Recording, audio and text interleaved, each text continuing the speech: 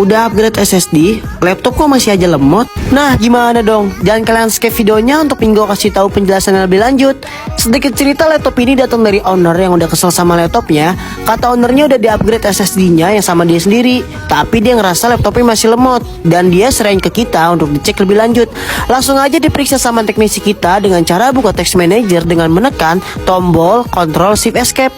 Pas dicek ada yang aneh nih di aktivitas prosesor atau CPU-nya yang stuck, dan gak pakai lama langsung buka regedit dan diedit oleh teknisi kita guys. Setelah itu dicoba di restart, buka Text Manager lagi dan ternyata solved ya. Dan laptopnya lancar dan normal kembali. Punya keluhan yang sama, jangan ragu untuk datang dan konsultasi secara gratis oleh teknisi kita ya.